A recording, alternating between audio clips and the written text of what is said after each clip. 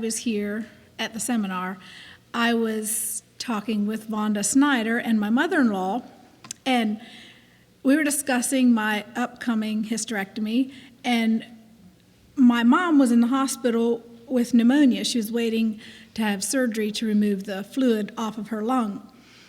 And kind of jokingly, I said that Mom will probably recover, and I'll drag around half the winter trying to get going again. And Vonda looked surprised. I don't think Vonda knows me super well. But my mother-in-law laughed, and she knew my mom and why I had said what I did. My mom was diagnosed with MS in 1981. She quit driving when I was in first grade. My youngest sister was born in September, and there were 5 of us, and I was in first grade. And she had came to get me at school, and if I remember right, my sister wasn't born yet. I can't verify that. I was pretty young. But we begged her to take us back this dead-end road to see some peacocks at a house back this dead-end road. And she did. And when we went to turn around, her legs were not cooperating with her anymore. And she went to turn around, and she couldn't get her foot over on the brake. And so we were just coasting forward, closer and closer to the house. And I was on the passenger side, and so I quick scooted over and slammed my foot on the brake, and we stopped. And she drove us home, and she never drove again. She said she can't put her children in that danger. So when my youngest sister was born, she could not walk well enough to carry her around, so she would send my brother or I to get her out of the crib. And I know moms are often so scared with their little babies, and babies are a lot tougher than we think, I guess, because my sister survived. And we would go and get her out of the crib and bring her to Mom, and Mom would be on the rocking chair, and she would take care of her. And that's how we learned to cook. We learned to cook. Mom would sit on the rocking chair with the cookbook, or we would bring the cookbook to Mom, and we would say, we'd bring the stuff in the cup, like the cup of oil, like, is this 2/3 cup? And she'd say, no, you have to put it up to this line. And so we'd go back to the kitchen. And our cookbooks, they look horrible, especially by our favorite recipes. But when we were little, that's how we lived. And my brother remembers that we would put laundry in the washer, then we would get in the washer and jump on the laundry, and then we would put more laundry in.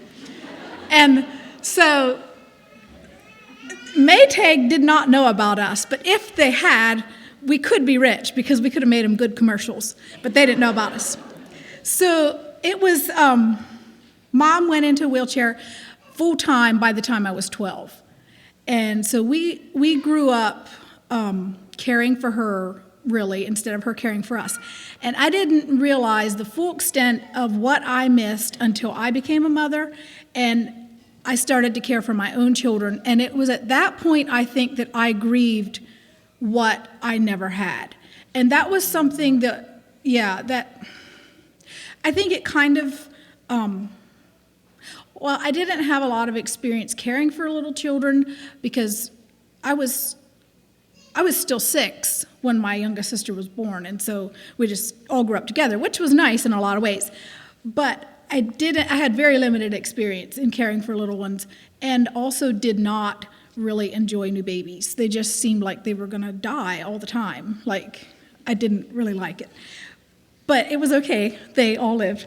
And I learned a lot by trial and error, and that was fine. So I tell you that to give you a little bit of a background on me.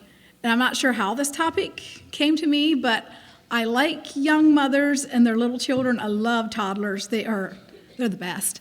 And young moms are so, they're fresh and untried, and they're new to their role, but they're scared. A lot of young moms are really on the inside, they're scared. And they're like a little girl, kind of, with little humans depending totally on them. And new moms need a community of support. Never assume that a young mom is just okay. Older moms need to encourage young moms and be there for them. I'm not going to give you any sage child training tips. You can get those from sermons at church from men far wiser than me. So I just wanted to talk to you today about mom stuff. Educate yourself and be proactive. Deuteronomy 6 and 7, and 25. And these words which I command thee this day shall be in thine heart, and thou shalt teach them diligently unto thy children, and shalt talk of them when thou sittest in thy house, when thou walkest by the way, when thou liest down, and when thou risest up. And it shall be our righteousness if we observe to do all these commandments which the Lord our God has commanded us. If you don't have a plan, life will just happen. It does anyhow, but even with a plan. But if you don't have a game plan, it's a losing battle from the get-go. Educate yourself, because no one is going to do it for you. My midwife gave me that golden tidbit when I was pregnant with my first child, and I have been very thankful for that advice many times over my mothering career. But be careful where you go for your education. Paper holds still for anything. Not everything you read is factual. I tease my one sister that she can go from healthy to almost dead with just a few clicks on Google. I was blessed by good mothers around me who I could watch. Be humble enough to admit your ignorance and ask questions. There's not much like motherhood to make you second guess your own judgment. I say that if I had to go to court, I think I could hold pretty much any position. I could be the defense and the jury and the judge and I'm not sure what all, sometimes even the criminal. But motherhood is, you just get bombarded with so much, and especially as your children get older, they figure out how to outsmart you.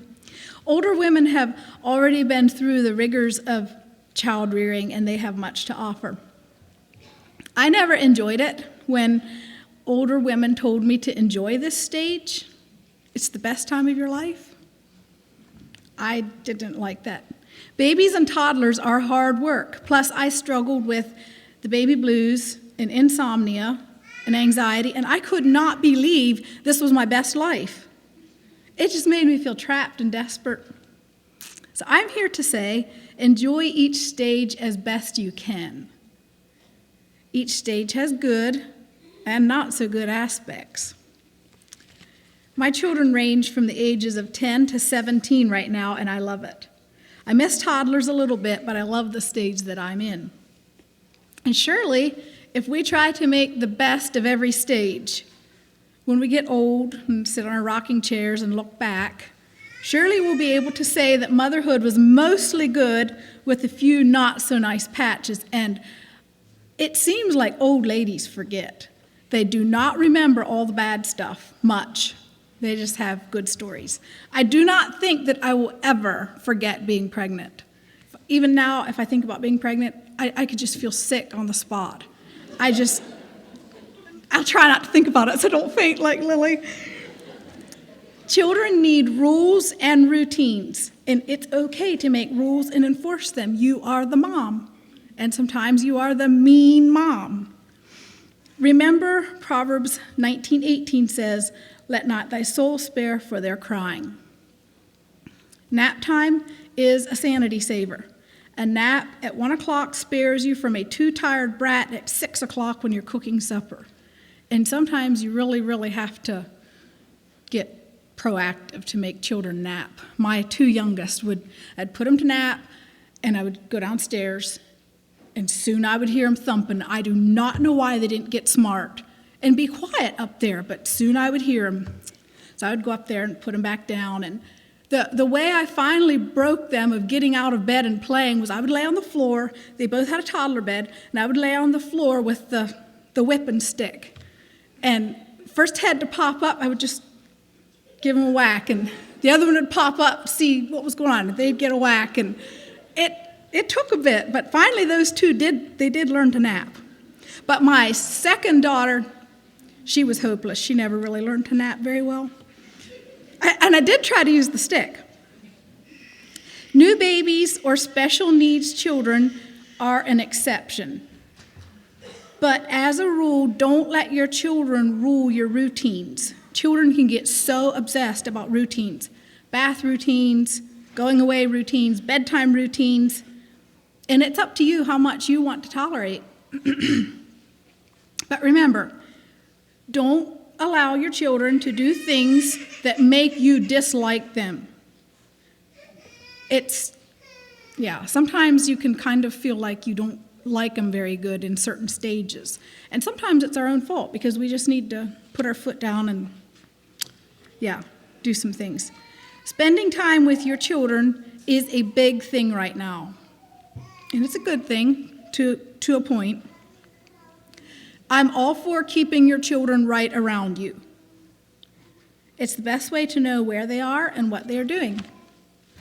But do not spend hours catering to them, trying to make everything fun and special. It makes them self-centered and entitled. Life isn't about them. So don't start them out in life helping them think that it is. It's fine to do memory-making projects together. I despise making cutout cookies. We've made cutout cookies, but it works a lot better now since my children are older. I just let the girls in the kitchen, and they can make cutout cookies, and then later I come back, and I am not there to see everything that happens. But when you have little children, you better be there. Life isn't all about your children, so do not start them out in life helping them think it is. Ignore what your Facebook and Instagram friends are posting. They're showing the world what they want people to see, and don't give in to peer pressure. We don't need to make life all fun and games for our children. Life is mostly work, and the sooner children figure that out, the happier everyone will be. It's just fine if they work for the family and they don't have to be paid for it. We aren't bad moms if we don't neglect our duties just to do hours of photo-worthy activities with our little ones. We can spend lots of quality time together just doing normal life. Society will thank you for not producing any more entitled young adults because you spoiled and coddled your preschoolers. Children are constantly searching for boundary lines. They aren't always meaning to misbehave.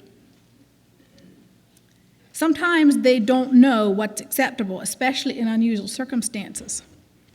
When possible, tell them ahead of time what to expect. But maybe you shouldn't be like the woman that told her children that they're not allowed to talk about the people they see in town. They have to wait till they get to the car. And they were in the checkout line behind a really, really fat lady. And the little boy said, "Mom, we can't talk about her now. We'll have to wait till we get to the car." So you might not want to do that. One thing that children that can't tell time have no idea what time it is. And if you can't tell time, it seems like church is just going to last for the rest of your life. So I taught my children how to tell what the hands on the clock, where they have to be so that church is out. And my sister taught her boys about the hands on the clock too. And one time they wanted to do something, and she said, "Well, when the hands get to these certain places, then you can." And they're funny fellows.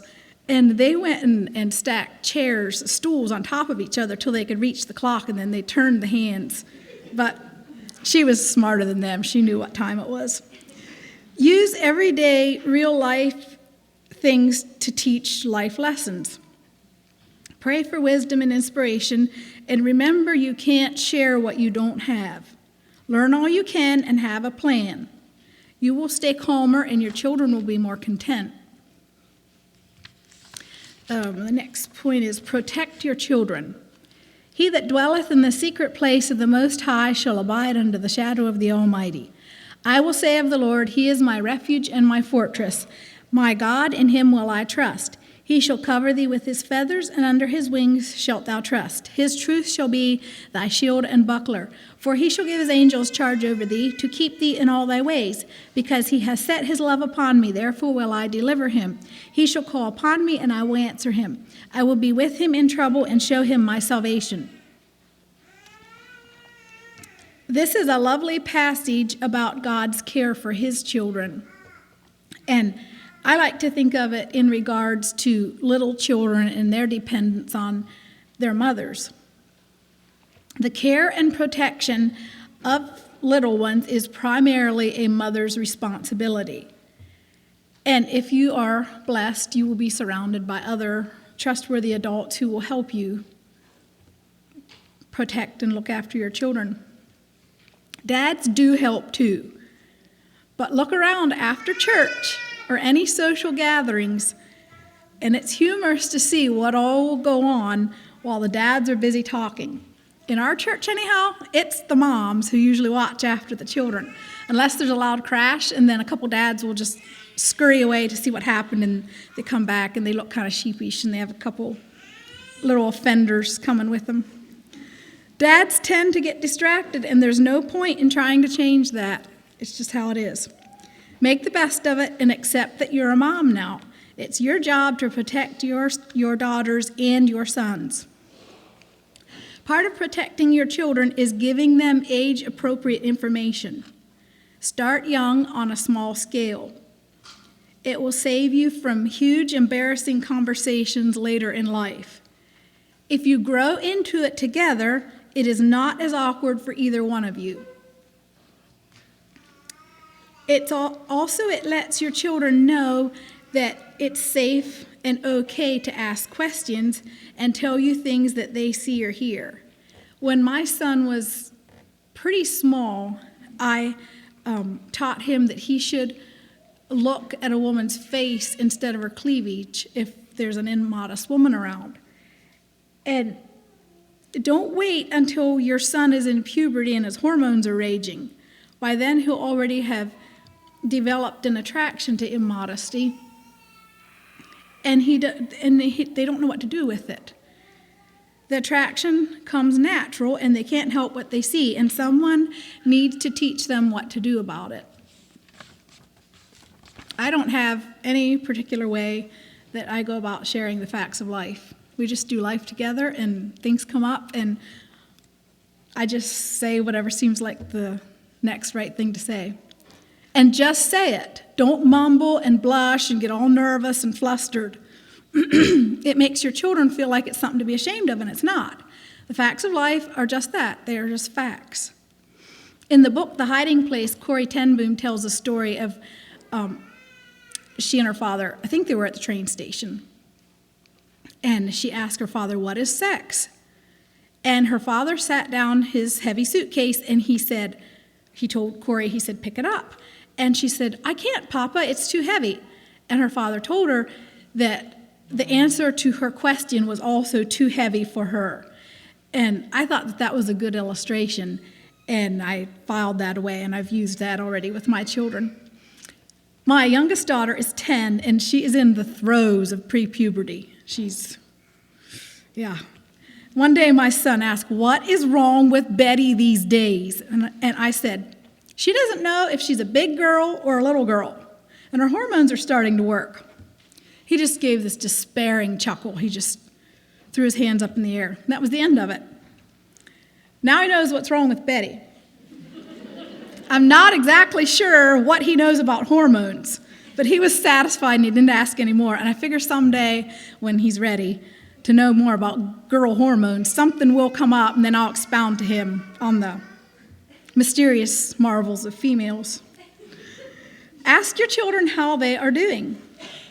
Ask them if there's anything that they want to talk about, or I do this sometimes, especially with my boy. My girls are more, they spew and spill, but my boy is a little more chill. And so I'll sometimes, like after he's in bed or something, I'll go in and I'll ask him about his friends, or if there's anything that's bothering him, or if anything he should tell me. And sometimes he'll sigh just a little bit, and he's like, "Mom, I'll tell you if there is." So We'll see. I'm not sure that he will when he's 18, but he still is for now.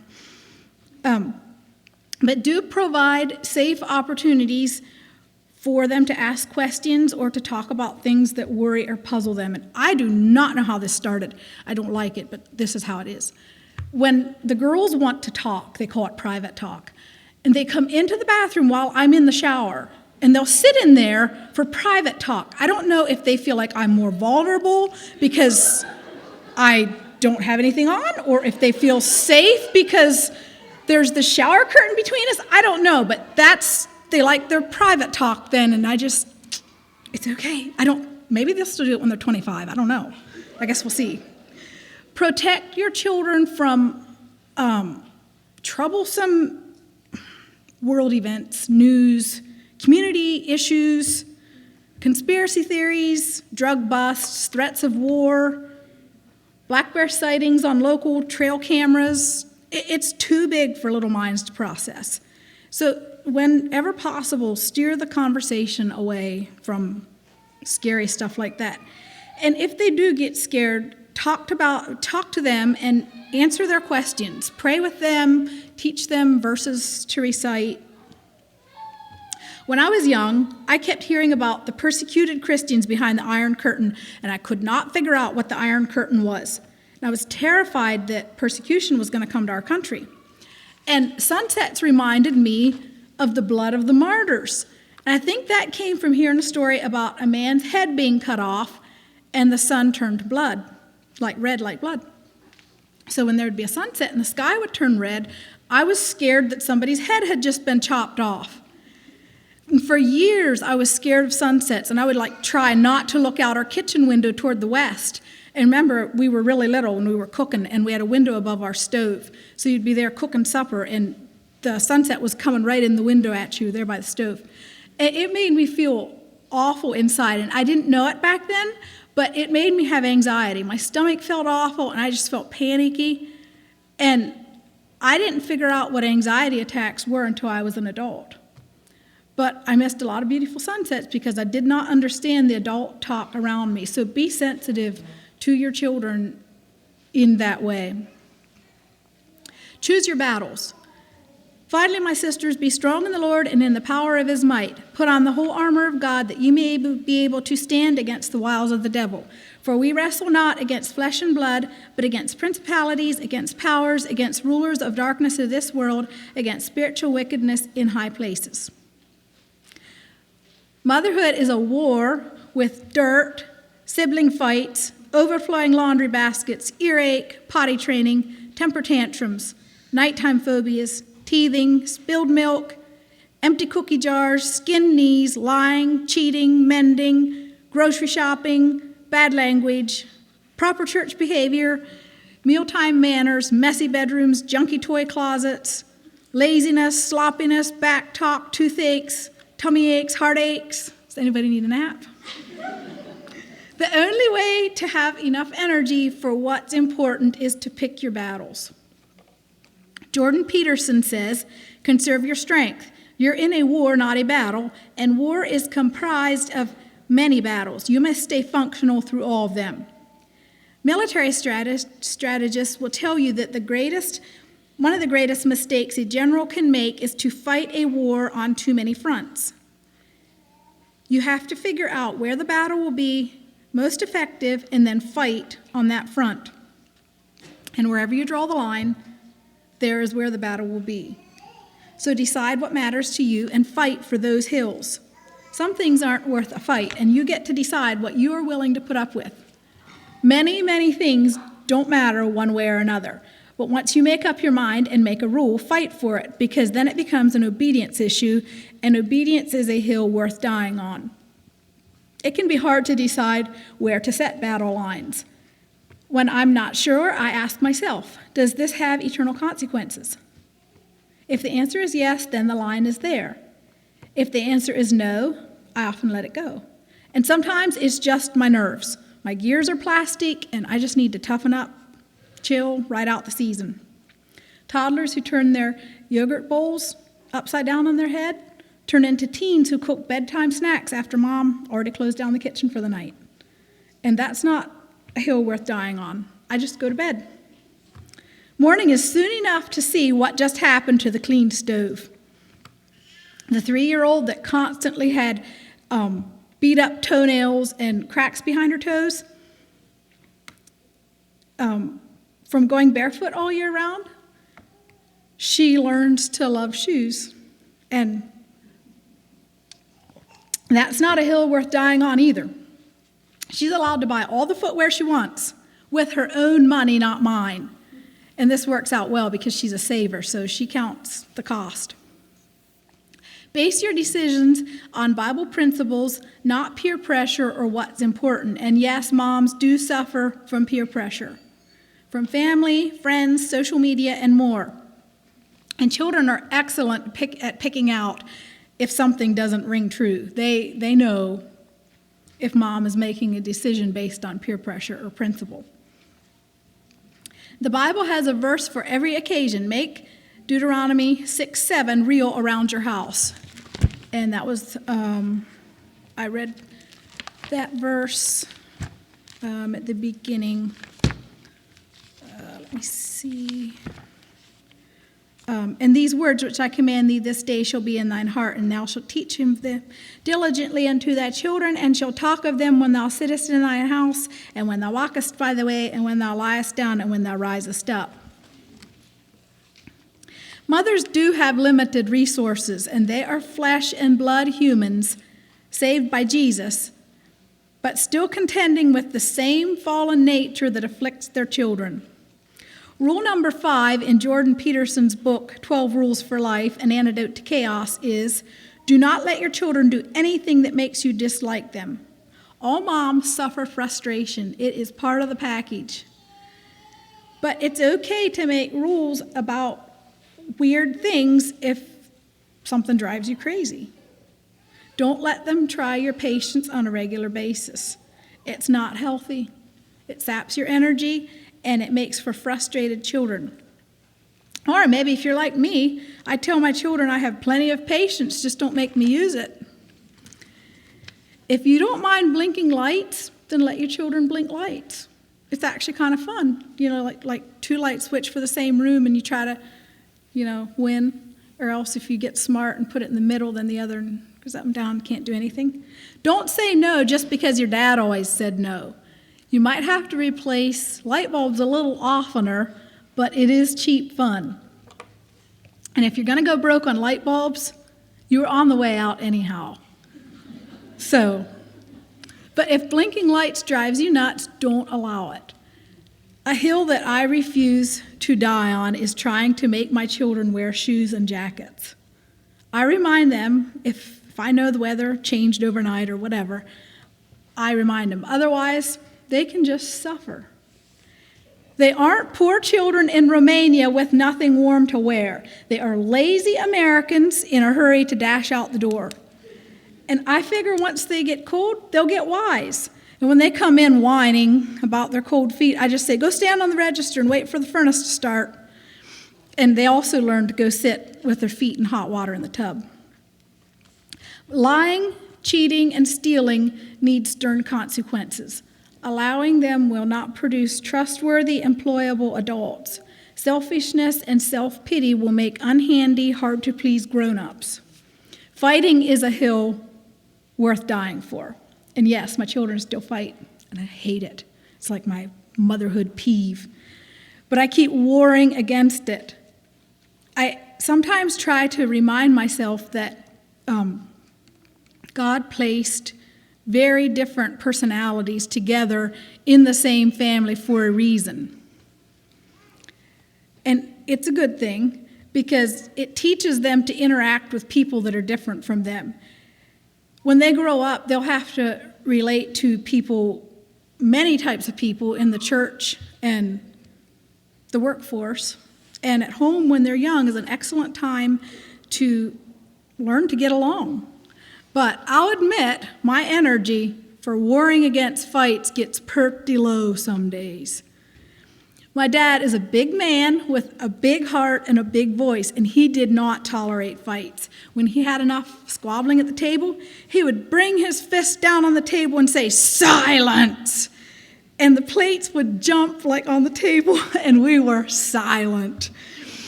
We begged and begged for a parakeet when we were young. And he would say, once you stop fighting at the table, I'll get you one. And we never got one. By the time we outgrew fighting at the table, we did not want a parakeet anymore. So he was spared from that purchase. Maintain your marriage. Song of Solomon 8:5, 6, and 7 says, who is this that cometh up from the wilderness, leaning upon her husband? Set me as a seal upon thy heart, as a seal upon thy arm. Many waters cannot quench love, neither can the floods drown it. You started out, the two of you, and Lord willing, unless one of you dies young, you'll end up just the two of you again. Don't let motherhood consume you to the point that you are a mom and no longer a wife. Children will happily gobble up all your time and energy, and husbands can end up kind of quietly bobbing along in the boat. And they feel neglected sometimes, or, I don't know, supplanted maybe is a better word. But they hate to say anything because their needs and feelings seem selfish or insignificant. After all, they can take care of themselves, and that's more than most of the other humans in the house can say for themselves. Don't let your babies and toddlers fill your emotional tank. It's unhealthy. We need to love our children, but not to the exclusion of our husbands. I know of women who use their babies as a shield against their husband's advances in bed. It's hard to be active with a baby between you. I'm not saying that all co-sleeping is bad. I took babies to bed sometimes. Sometimes you're just so tired, and I'd be sitting on the rocking chair, and Dawn would be like, oh, honey, just come to bed. And I would just, take the baby and crawl in bed. But if you keep your baby in bed or in your bedroom to ward off your husband, stop right now. Breastfeeding is great, but several years ago, Time magazine had a cover photo of a 3-year-old standing on a stool beside his mom nursing. And the caption said, are you mom enough? Something unhealthy was going on there too. You might think that I'm crazy to bring these things up, but things like this do happen. They're just not talked about. If you are filling your emotional voids with breastfeeding and co-sleeping, get help. And not from mommy groups on Facebook or, your friends that think like you. I've always said that every good marriage needs a good girlfriend. Husbands try to be patient and interested. They get weary of going around discussing the same issues, potty training and teething and diaper rash. And it's like, they want to be nice, but anyhow. And then our feelings get hurt because they're not really listening to us. They can give hugs and be supportive, but the drama and the details, hash those things out with a girlfriend and visit with him about interesting things like community news or what he's doing at work or something different. Chances are he'll be a little bit relieved.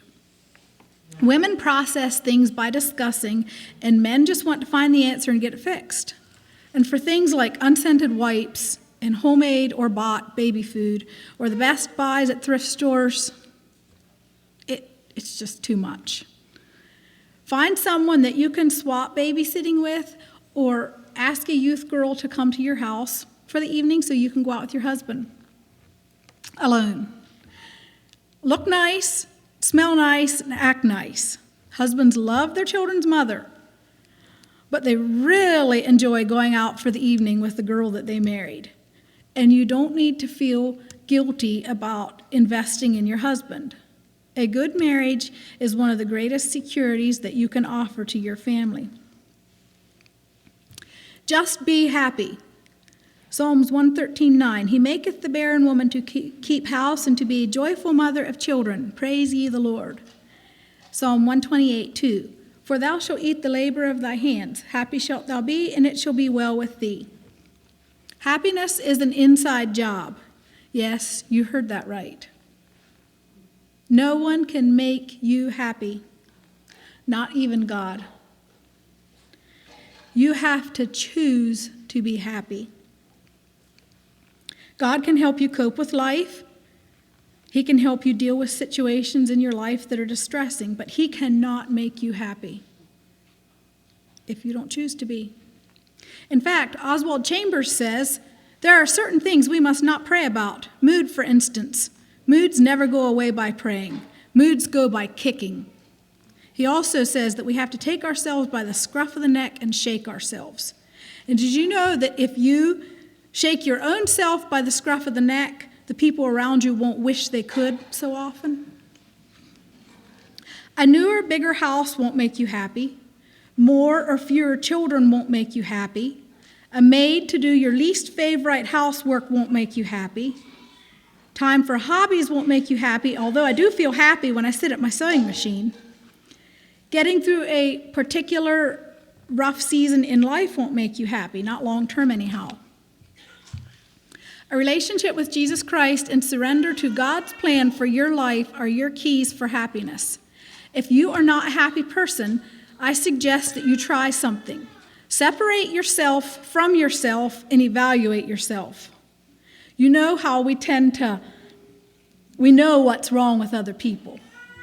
Like we know what they should do to fix themselves and how they need to get help, and we know. Try doing that to yourself and see if you like what you find. Are negative thoughts your default mode? Do you often wish to be in a different set of circumstances? Do you envy anyone? Are you forced to live with normal people that interrupt your daydreaming? Do you know how to go to Jesus with your troubles? Ask yourself all the questions that come to your mind and write them down if you need to. And then ask someone to help you sort them out, and preferably someone that will offer constructive feedback. Choose someone stout enough to tell you things you'd really rather not hear. And then whatever you find, take it to Jesus. Over and over, plead the blood of Jesus to help you overcome the things that drag you down. Sometimes I just have to go to my bedroom and have a Jesus session. And one time I was really worked up about something, and then later I started talking to one of my friends about it again, and I said, I have to stop. I cannot talk about this. If I talk about this, I'm going to have to go back to my bedroom. So learn to take it to Jesus. Children need a mother who is secure in Christ and happy most of the time. And I'm not saying that mothers can't ever have a good crying spell or a bad day. Years ago, when I was pregnant and sick, I was trying to bath my girls, my two oldest, and everything stank. I was constantly exhausted, and one night I was kneeling by the tub washing my girls' hair, and they smelled like wet dogs. All I wanted to do was crawl into bed and hold still, just real still. But I had to get through the bedtime routine first. And I leaned over the toilet to retch and gag, and all of a sudden I just started to cry, and I just sat by the tub. I just cried huge gulping sobs, and these stinking wet children tried to comfort me. I figured they're probably going to be traumatized for life. But maybe someday, if they're ever a mom and they're sick and weeping, then they'll remember me, and then they'll have courage to keep getting through this bath time routine. Being constantly overwhelmed or sad or anxious can be a sign of depression. And that's a subject that's huge enough for a topic all of its own, so I'm not going to try to cover that. We are created threefold: spirit, soul, and body, or emotional, physical, and spiritual. And any of these things can get off kilter and affect the other two. And often you need someone to help you sort out the cause and effect of depression and hold you accountable to get help. Life is short, and we only get one life to live, and you owe it to yourself, your husband, and your children to find healing. And if you find yourself too deep in depression to help yourself, then ask someone to manage your care until you're stronger. Depression, insomnia, and anxiety can turn into serious, debilitating conditions. And don't just assume that everyone is okay because they look okay. Humans are pretty good actors. New moms especially can suffer terribly in silence.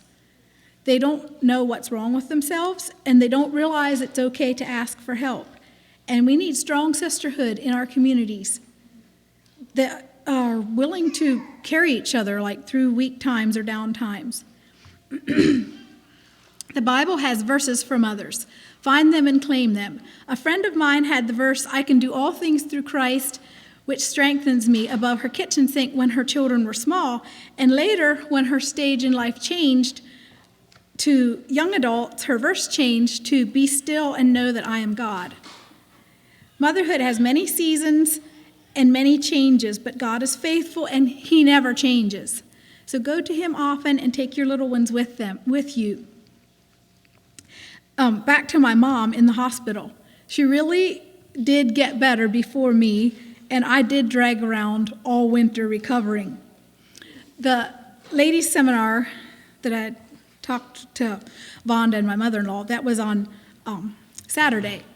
And Sunday evening, we went to visit my mom in the hospital. And I fed her supper and rubbed her feet, and I told her, bye, see you in the morning, because I was going to come back in the morning for when she had her surgery. And 2 hours later, she died of congestive heart failure. Her twisted, crippled body was left behind, and she received a new body with legs that could run. She couldn't do many things that a normal mother could, but her resilient spirit was amazing, and I know that I learned far more from her than I realized. We took turns taking care of her. My sisters and I and our sisters-in-law, we had amazing sisters-in-law that helped us, and we would go in the morning, get our children up, and head for Mom's, and we'd spend the day there and just do whatever needed done, take care of her, take care of our children. It was really, really hectic when you have, I remember when I had a toddler that dribbled all the time, so I had to keep after her. I had one that I was potty training, and I had one in diapers. And then my mom, of course, couldn't go to the bathroom herself. And sometimes I would get to the end of the day and I would think, I don't think I went to the bathroom one time. Like, I was just helping everybody else, you know. So we would go in the morning and we would spend the day, and then in the evening when we would leave, we would have her showered and sitting on the couch ready to go to bed. And one morning when I got there, she was waiting on the couch, and she had the Family Life on her lap. And I'd sat down to give my baby a bottle, and she said, here's something that I want to read to you. And she read me this. A little parable for mothers. The young mother set her foot on the path of life. Is the way long, she asked, and her guide said, yes, and the way is hard, but the end will be better than the beginning. But the young mother was happy, and she would not believe anything was better than these years, so she played with her children and gathered flowers for them along the way. The sun shone bright upon them, and life was good, and the young mother cried, nothing can be lovelier than this. Then night came and storm, and the path was dark, and the children shook with fear and cold. The mother drew them close and covered them with her mantle, and the children said, Mother, we are not afraid, for you are near, and no harm can come. And the mother said, this is better than the brightness of day, for I have taught my children courage. And morning came, and there was a hill ahead, and the children climbed and grew weary. But all the time she said to her children, a little patience, and we are there. So the children climbed, and when they had reached the top, they said, we could not have done it without you, Mother. And the mother, when she lay down that night, looked up at the stars and said, this is a better day than the last, for my children learned fortitude in the face of hardness. And the next day, strange clouds of war and hate and evil came, and the children tripped and stumbled. And the mother said, look up, lift up your eyes to the light. And the children looked and saw above the clouds an everlasting glory, and it guided them and brought them beyond the darkness. And that night the mother said, this is the best day of all, for I have shown my children God.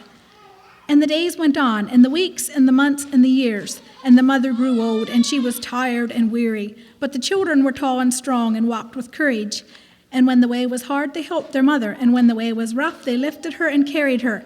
And at last they came to a hill, and beyond the hill they could see a shining road and golden gates flung wide. And the mother said, I have reached the end of my journey, and now I know the end is better than the beginning, for my children can walk alone, and their children after them. And the children said, You will always walk with us, mother, even when you have gone through the gates. And they stood and watched her as she went on alone, and the gates closed after her, and they said, We cannot see her, but she is with us still. A mother like ours is more than a memory. She is a living presence. That's by Temple Bailey. And here's a verse that I want to leave with you for those moments when you're walking around your house and, having a moment. Psalms 101, verse 2, I will behave myself wisely in a perfect way. I will walk within my house with a perfect heart.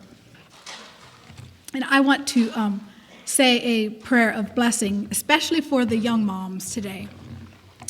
Dear Lord, I just pray that you would look down on us this morning in this gathering here, and I pray that you would especially be with the young moms. You know that the early years of motherhood are so physical and exhausting, and often we don't know what we're doing.